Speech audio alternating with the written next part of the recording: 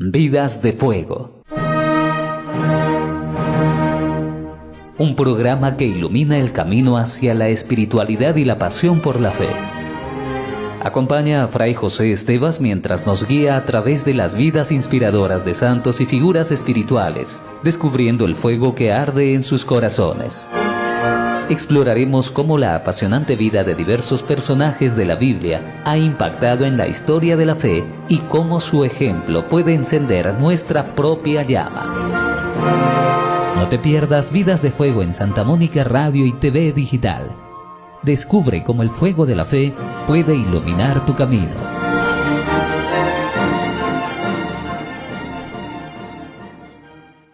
Bienvenidos a Vidas de Fuego con el Padre José Estevas Agustino Recoleto, quien nos acompaña hoy para brindarnos una nueva enseñanza. Hablaremos sobre la conversión del apóstol San Pablo. Bienvenido, Padre, ¿cómo está? Yesenia y todos que escuchan Santa Mónica Radio, TV Digital y también Radio Santa Mónica. Bueno, pues vamos a presentar un gran personaje, San Pablo, sobre todo su conversión, ese encuentro con Jesús que fue algo tremendo, que lo cambió toda su vida. Entonces, Yesenia, si quiere, podemos comenzar recorriendo un poquito la historia de San Pablo, breve. San Pablo procedía de una familia judía de la tribu de Benjamín, que vivía por entonces en la diáspora, o sea, en Tarso de Cilicia, que le daría el privilegio de gozar de la ciudadanía romana. Al nacer allí, bueno, pues ya tiene esa ciudadanía romana. Entonces, por un lado es judío y por otro lado en el mundo griego. Esta ciudad, conocida por su universidad, su teatro, su estadio, su gimnasio, le hizo conocer la lengua y cultura griega, o sea, era un hombre culto, podemos decir. Su nacimiento debió tener lugar pues entre el año 3 o al 8 de la era cristiana. Podemos conjeturar una fecha porque él era joven cuando fue en la lapidación de San Esteban, el primer mártir, en el año 36. Por otra parte, él mismo se presenta como anciano cuando escribe a Filemón en el año 58 o 60. O sea que casi podía tener cerca de esa edad, bueno, un poquito menos. Bueno, pues aproximadamente el año 20 debió de recibir una primera educación. Primero en su pueblo natal, como hemos dicho, en Tarso de Cilicia, y luego, a partir de los 20 más o menos, en Jerusalén, de pies de Gamaliel, un maestro fariseo. Él mismo pronto formará parte del grupo de los fariseos, como podía asegurar más tarde. ¿Quieres leer, por favor, Yesenia, un texto de la Biblia, Hechos 26, del 4 al 7, que nos describe esta época? Él mismo nos dice: Todos los judíos conocen mi vida desde mi juventud, desde cuando estuve en el seno de mi nación, en Jerusalén. Ellos me conocen de mucho tiempo atrás y si quieren pueden testificar que yo he vivido como fariseo conforme a la secta más estricta de nuestra religión. Y si ahora estoy aquí procesado, es por la esperanza que tengo en la promesa hecha por Dios a nuestros padres, cuyo cumplimiento están esperando nuestras 12 tribus en el culto que asiduamente, noche y día, rinden a Dios. Bien, y cómo en esa época, cuando estaba en la escuela de Gamaliel, resulta que hubo esa lapidación de San Esteban. Él fue testigo. Según el Hechos, capítulo 7, 58-60, nos dice que él recogió los mantos de aquellos que tiraban las piedras contra San Esteban. Tras la muerte de Esteban se desató una persecución contra la iglesia de Jerusalén, o mejor, contra el grupo de cristianos judeo-helenistas vinculados al círculo de San Esteban. Saulo asume inmediatamente un papel muy activo en la lucha contra el grupo de los primeros cristianos nazarenos, a los que sin duda consideraba como un peligro para la identidad e integridad del judaísmo. Saulo hacía estragos en la iglesia, entraba a las casas, se llevaba por la fuerza a hombres y mujeres, los metía a la cárcel. Hechos 8:3. Nos puedes leer también de Gálatas, capítulo 1, 13 al 14, que nos describe esta situación. Él mismo da cuenta de ello en la carta a los Gálatas. ¿Ya estáis enterados de mi conducta anterior en el judaísmo? Cuán encarnizadamente perseguía a la iglesia de Dios y a la desbatada, y cómo sobrepasaba en el judaísmo a muchos de mis contemporáneos, superándolos en el celo por las tradiciones de mis padres. Bueno, estas palabras nos dan a entender que el comportamiento de Pablo de perseguir a los primeros cristianos pues no lo hacía con mala conciencia. Él pensaba que estaba haciendo el bien. Conocería pronto, vamos a decir, esta realidad, ¿no? De surgir rápidamente, contemporáneo de los primeros cristianos, y cómo, vamos a decir, con buena fe consideró que ir en contra pues de esta nueva, vamos a decir, este nuevo grupo parecía que era bueno porque iba contra la tradición, dice él, de Israel. Este celo no se limita a actuar en contra de los primeros cristianos en Jerusalén, sino que trata de extender la persecución a los territorios de Siria. Estamos en el año 34-36. El libro de los Hechos de los Apóstoles da cuenta de los proyectos de Saulo. ¿Nos puedes leer, por favor, Hechos 9, del 1 al 2, cómo actúa Pablo? El libro de los Hechos de los Apóstoles da cuenta de los proyectos de Saulo. Entretanto, Saulo, respirando todavía amenazas y muertes contra los discípulos del Señor, se presentó al sumo sacerdote y le pidió cartas para las sinagogas de Damasco, para que, si encontraba algunos seguidores del camino, hombres o mujeres, los pudiera llevar atados a Jerusalén. La palabra camino a Damasco, algo ya va a cambiar, ¿no? Incluso los cristianos hablaban el nuevo camino que habían cogido. Bueno, pero él sigue con esta actitud en contra del mundo cristiano, ¿no? Años más tarde, en el 58, en la ciudad de Jerusalén, el día en que es apresado en el templo, Saulo, llamado ya Pablo, hará un breve resumen de su formación, de su postura del pueblo judío, insistiendo precisamente en lo que era la ley. ¿Nos puedes leer, por favor, Yesenia, Hechos 22, de 3 al 5? Yo soy judío, nacido en Tarso de Cilicia, pero educado en esta ciudad, instruido a los pies de Gamaliel en la exacta observancia de la ley de nuestros padres. Estaba lleno de celo por Dios, como lo estáis todos vosotros el día de hoy. Yo perseguí a muerte a este camino, encadenado y arrojando a la cárcel a hombres y mujeres. Como puede atestiguármelo el sumo sacerdote y todo el consejo de ancianos. De ellos recibí también cartas para los hermanos de Damasco y me puse en camino con intención de traer también encadenados a Jerusalén a todos los que allí había, para que fueran castigados. Bueno, vemos a Saulo que está persiguiendo a los cristianos, pero habrá un hecho real cuando va a Damasco a capturar cristianos, que se va a encontrar con alguien muy especial, con el mismo Jesús al que él perseguía, y cómo cambió toda su vida. Yesenia y todos los que nos escuchan y ven por Santa Mónica Radio, llegamos al momento más profundo, podemos decir, de la vida de Pablo, donde él, que era perseguidor, ahora se encuentra a quien persigue, se encuentra con Jesús. Podemos decir que es un relato muy interesante, llaman unos teofanía o cristofanía, o sea, manifestación de toda la divinidad de Jesús, ¿no? O algunos también llaman un relato vocacional, le llama para ese encuentro con Jesús y le cambia toda su vida, le indica cuál va a ser su misión. Es tan fundamental que marcó la vida de Pablo, marcó su vocación, un giro, por eso es una conversión, y al mismo tiempo podemos decir que nos va a describir en varios momentos. Por ejemplo, tenemos en los Hechos 9, del 1 al 19, tenemos en varios discursos o defensas cuando se defiende por qué está predicando a Jesús y le dice, es que me lo encontré, ¿no?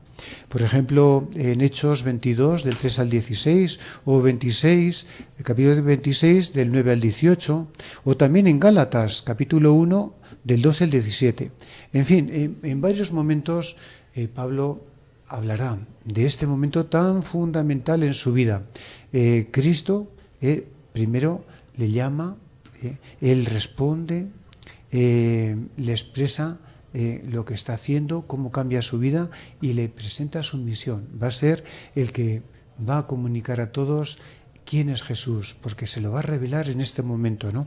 Entonces, podemos decir que hubo un cambio brusco en su vida, de tal forma que cuando va a Damasco, quizás aquel espíritu de Esteban que vio morir en el martirio, en el lapidado, va transformando poco a poco su corazón, va cambiando el concepto de ir contra los cristianos, etc.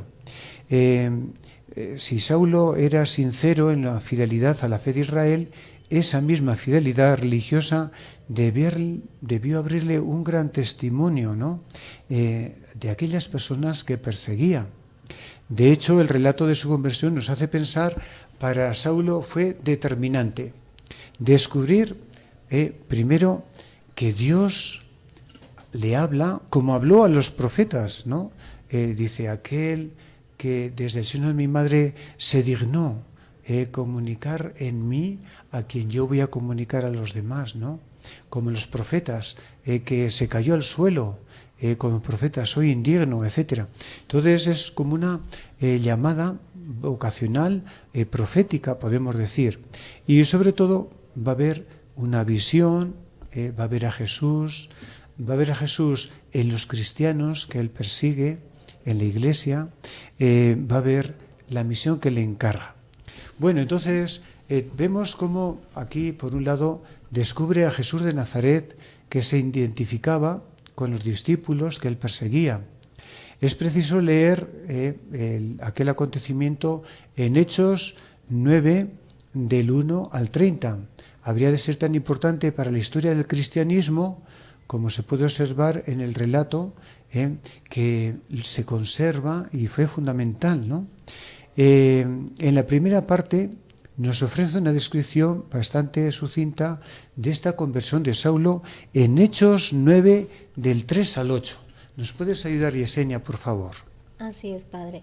Sucedió que yendo de camino, cuando estaba cerca de Damasco, de repente le rodeó una luz venida del cielo. Cayó en tierra y oyó una voz que le decía, Saulo, Saulo, ¿por qué me perseguís? Él respondió, ¿quién eres tú? Y él, yo soy Jesús, a quien tú persigues. Pero levántate, entra en la ciudad y se te dirá lo que debes hacer. Los hombres que iban con él se habían detenido mucho de espanto. Oían la voz, pero no veían a nadie. Saulo se levantó del suelo y aunque tenía los ojos abiertos, no veía nada.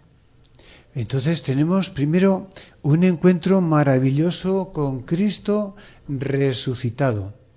Podemos decir que en algún momento hablará, así como Jesús se presentó a los apóstoles, ahora es la primera experiencia de Jesús que se aparece a Pablo, escogido por Dios, ¿no? Es una gracia total de Dios. Después de la resurrección y después de Pentecostés, se aparece a Pablo. Y se aparece resucitado, divino, deslumbrante, con una luz maravillosa, glorioso, podemos decir, ¿no? Es descubrir a Cristo, ¿no? En toda su divinidad. Y esto cómo le cambió totalmente su vida, su concepción. Y de tal forma que dirá más tarde, para mí la ganancia es tener a Cristo, ¿no? Y también dirá darlo a conocer a los demás, pero sobre todo ofrecerá toda su vida. Pasará luego por 1000 situaciones difíciles, palizas, golpizas, tormentas, medio muerto, etcétera, todo por tener a Cristo. Dice, lo demás es basurilla, ¿no?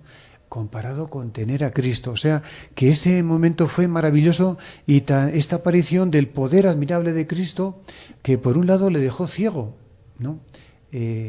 Pasarán 3 días que va asimilando esto, podemos decir, hasta una segunda asimilación. Esta será también con la ayuda de la comunidad, representado en Ananías. Bueno, pues entonces en este texto podemos tener resonancias muy interesantes. Una vocación, como el Antiguo Testamento llamaba a los profetas o a los apóstoles. Todo nos hace pensar que Saulo se encuentra ante una teofanía, o sea, manifestación de Dios. Hay un resplandor celestial, se oye una voz que interpela, usando el nombre propio del llamado, y asistimos a la caída del interpelado. Este dirige una pregunta sobre la identidad del que llama, desde la trascendencia, y recibe una respuesta que incluye a la vez la identidad del que llama y la misión del llamado. Hay un detalle que no puede ser olvidado. El Señor que habla es Jesús y se identifica con sus seguidores. ¿Por qué me persigues? En cada uno de los hermanos, ¿no? Cristo está presente en cada cristiano, que son precisamente los perseguidos por Saulo. Una voz que habla desde la nube, es una voz que revela la verdad más honda del seguimiento. Mientras tanto, los que lo acompañan no ven, sino oyen la voz, pueden ser sus testigos. Finalmente, la intervención de lo alto deja a Saulo en situación de menesterosidad. Si Jacob quedó herido en el muslo en la lucha contra el ángel del Señor, este hombre queda ciego. Ahora entonces, en el encuentro con la comunidad, con Ananías, tendrá otra luz. La segunda parte del relato, con un cierto dramatismo, es Saulo en la comunidad a la que perseguía, que a pesar de los miedos y reticencias, lo acoge, le enseña quién es ese Jesús, tiene otra iluminación de la doctrina, de que nos enseña la Iglesia, recibe el bautismo y el Espíritu Santo.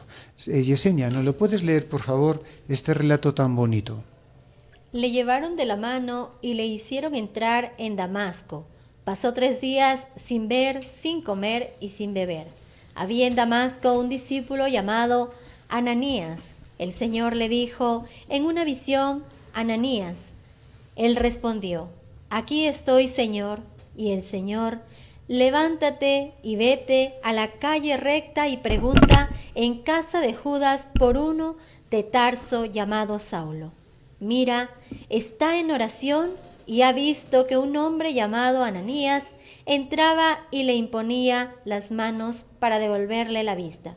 Respondió Ananías: Señor, he oído a muchos hablar de ese hombre y de los muchos males que ha causado a tus santos en Jerusalén y que está aquí con poderes de los sumos sacerdotes, para apresar a todos los que invocan tu nombre. El Señor le contestó: Vete, pues este me es un instrumento de elección que llevé mi nombre ante los gentiles, los reyes y los hijos de Israel. Yo le mostraré todo lo que tendrá que padecer por mi nombre. Fue Ananías, entró en la casa, le impuso las manos y le dijo: Saúl, hermano, me ha enviado a ti el Señor Jesús, el que se te apareció en el camino por donde venías, para que recobres la vista y seas lleno del Espíritu Santo. Al instante cayeron de sus ojos unas como escamas y recobró la vista. Se levantó y fue bautizado, tomó alimento y recobró las fuerzas. Vemos cómo entonces Dios se sirve de personas, de la Iglesia, podemos decir también, para manifestar, para esta intervención sobrenatural se haga realidad. El encuentro de Cristo mediante los discípulos, ¿no?, que le revelan, que le ponen las manos, que le da el Espíritu Santo, es la actividad misionera de las primeras comunidades, palabra que ilustra el camino, señala con certeza, incluso en lugares de persecución. También va acompañado de los sacramentos, le impone las manos, lo bautizan, que da luz a los creyentes, ¿no? Y así le da la vida, una vida plena que Pablo la recibirá como la realidad más bella que habrá recibido en toda su vida. Continuamos en Vidas de Fuego, estamos tratando sobre la conversión del apóstol San Pablo. Padre José Esteban. Sí, entonces esta experiencia de Jesús resucitado, divino, presente en la comunidad de los cristianos, fue algo que le cambió toda su vida. Por eso podemos decir conversión, que celebramos ahora el 25 de enero. Cambió totalmente, o sea, de perseguidor, ahora es el que va a anunciar a Cristo como la mejor noticia para toda la humanidad. Es un poder irresistible, esta aparición de Cristo, ese centro de su vida que le lleva a la misión de los demás. Comenzó con el pueblo judío, en las sinagogas, después a los gentiles. No podía dejar de hablar de la experiencia de Cristo para que todos disfrutaran de esta salvación, de esta obra salvadora. Entonces tenemos que es una llamada a la vocación, una llamada muy interesante. Bueno, pero vayamos poco a poco. Entonces, no faltan alusiones a cuando comienza a predicar, ¿no? Por un lado, tiene que presentarlo su amigo Bernabé. Este es el Pablo perseguidor, ahora es bueno, no se preocupen a los cristianos. Y lo que sí le rechina es a los demás del pueblo judío que ahora ve que está predicando a Jesús, ¿no? ¿Quieres leer, por favor, Yesenia, Hechos de los Apóstoles 9, 19 al 30? ¿Cómo fue esta primera situación de Pablo? Estuvo algunos días con los discípulos de Damasco y enseguida se puso a predicar a Jesús en las sinagogas, que él era el Hijo de Dios. Todos los que le oían quedaban atónitos y decían: ¿no es este el que en Jerusalén perseguía encarnizadamente a los que invocaban ese nombre? ¿Y no ha venido aquí con el objetivo de llevárselos atados a los sumos sacerdotes? Pero Saulo se crecía y confundía a los judíos que vivían en Damasco, demostrándoles que aquel era el Cristo. Al cabo de bastante tiempo, los judíos tomaron la decisión de matarle, pero Saulo tuvo conocimiento de su determinación. Hasta las puertas estaban guardadas día y noche para poderle matar. Pero los discípulos le tomaron y le descolgaron de noche por la muralla dentro de una espuerta. Llegó a Jerusalén e intentaba juntarse con los discípulos, pero todos le tenían miedo, no creyendo que fuese discípulo. Entonces Bernabé le tomó y le presentó a los apóstoles y les contó cómo había visto al Señor en el camino y que le había hablado y cómo había predicado con valentía en Damasco, en el nombre de Jesús. Andaba con ellos por Jerusalén, predicando valientemente en el nombre del Señor. Hablaba también y discutía con los helenistas, pero estos intentaban matarle. Los hermanos, al saberlo, le llevaron a Cesarea y le hicieron marchar a Tarso. Bien, entonces está Pablo, que ya ni un lado ni otro, pero bueno, poco a poco los cristianos lo acogerán y ahora sí los judíos lo van a perseguir duramente, ¿no? Podemos decir. Pero es la misión que Jesús le va a encomendar, hablar de él. Y nos lo describe muy bien, por favor, Yesenia, en Gálatas 1, del 15 al 24.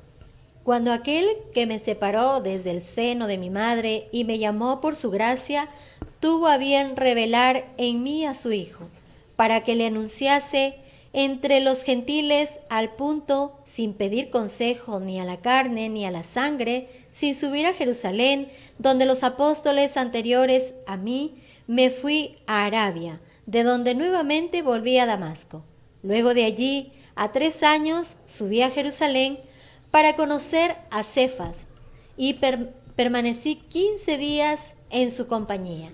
Y no vi a ningún otro apóstol sino a Santiago, el hermano del Señor. Y en lo que os escribo, Dios me es testigo de que no miento. Luego me fui a las regiones de Siria y Cilicia, pero personalmente no me conocían las iglesias de Judea que están en Cristo. Solamente había oído decir: el que antes nos perseguía, ahora anuncia la buena nueva de la fe que entonces quería destruir, y glorificaban a Dios a causa de mí.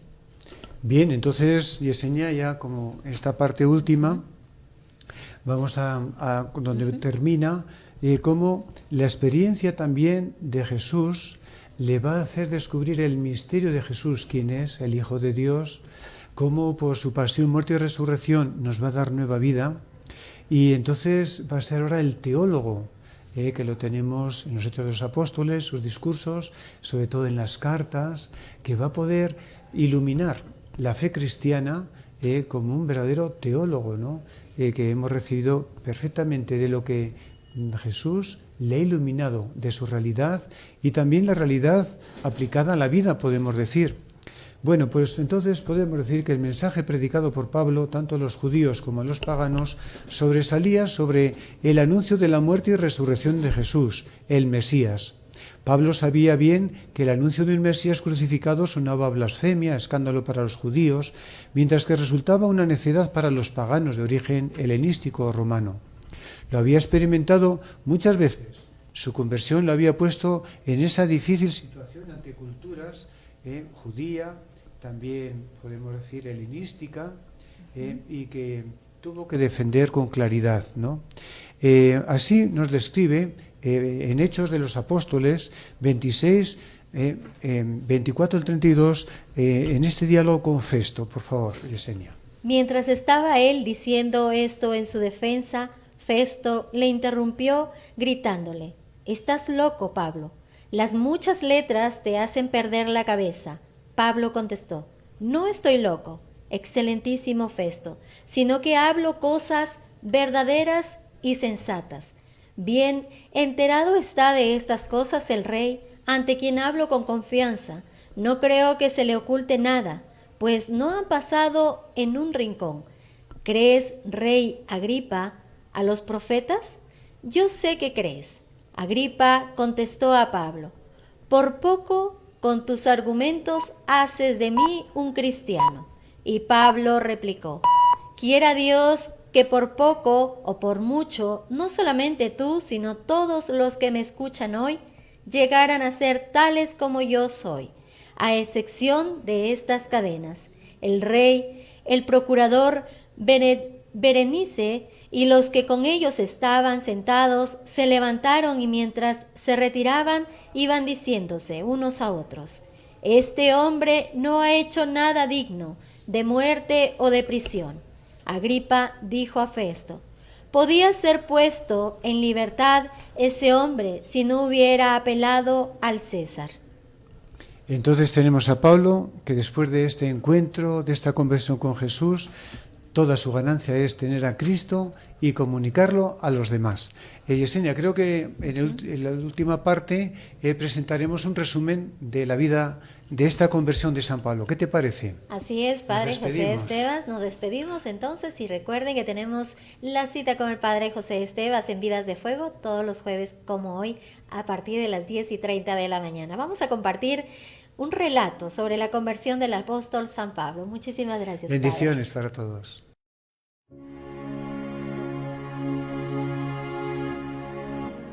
El 25 de enero se celebra la conversión de San Pablo.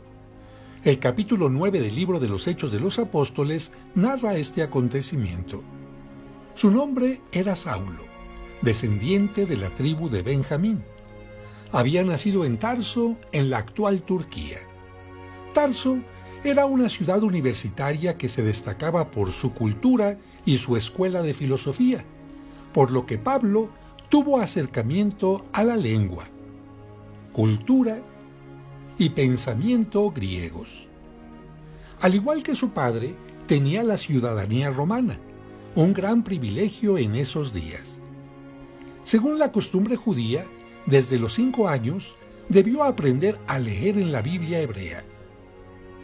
Aprendió también un oficio, fabricante de tiendas de campaña, ya que su tierra natal era conocida por sus telas tejidas de pelo de cabra con las que se fabricaban estas tiendas.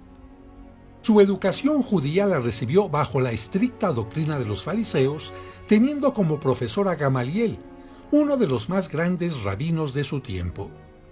Esto lo convirtió en enemigo de los cristianos.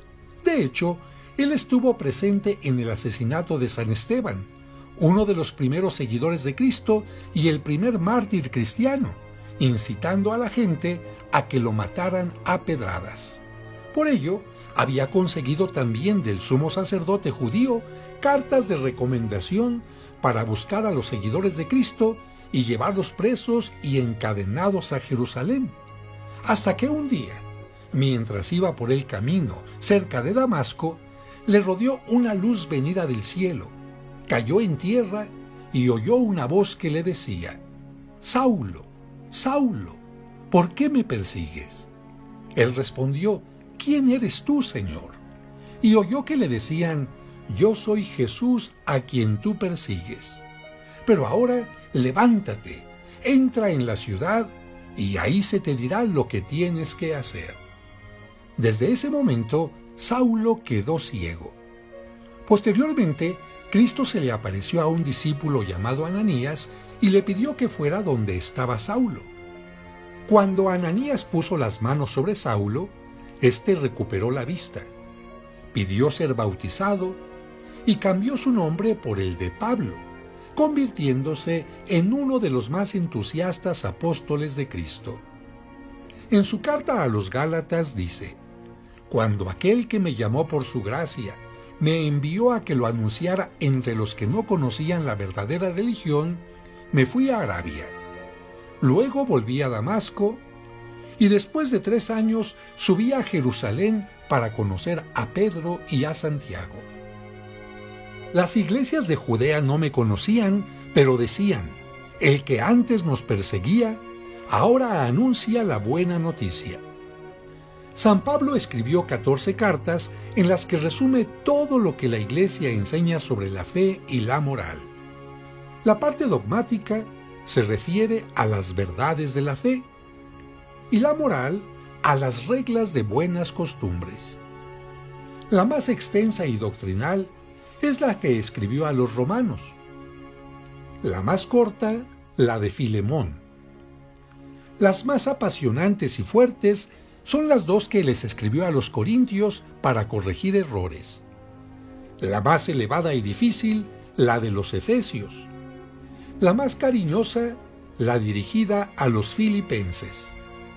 Las últimas cartas las escribió desde la cárcel y están dirigidas a Timoteo y Tito. La primera carta a los tesalonicenses tiene el mérito de ser el primer escrito del Nuevo Testamento, pues fue escrita antes de los evangelios. Después de realizar 3 viajes apostólicos en las actuales regiones de Turquía y Grecia, Pablo fue encarcelado y enviado a Roma. Ahí estuvo bajo cárcel domiciliaria, pero después fue liberado, hasta que en el año 64, por la persecución contra los cristianos iniciada por Nerón, fue martirizado a las afueras de Roma, donde fue decapitado. Sus restos se veneran en la Basílica de San Pablo Extramuros en Roma. Allí, una escultura lo representa con una espada que, a la vez, representa el tiempo en que era perseguidor, pero también la espada que terminó con su vida.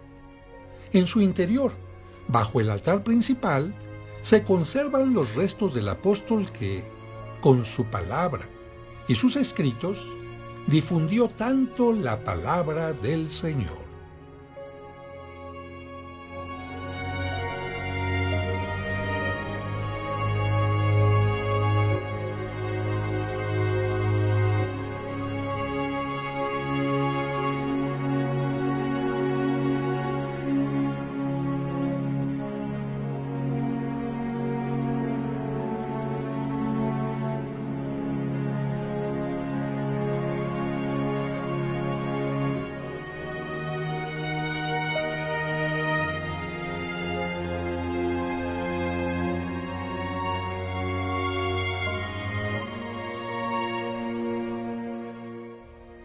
San Pablo ruega por nosotros.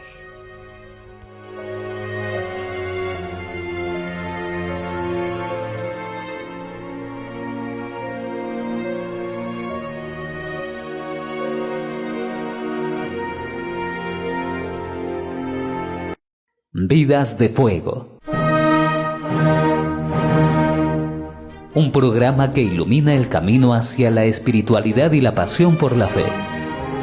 Acompaña a Fray José Estevas mientras nos guía a través de las vidas inspiradoras de santos y figuras espirituales, descubriendo el fuego que arde en sus corazones.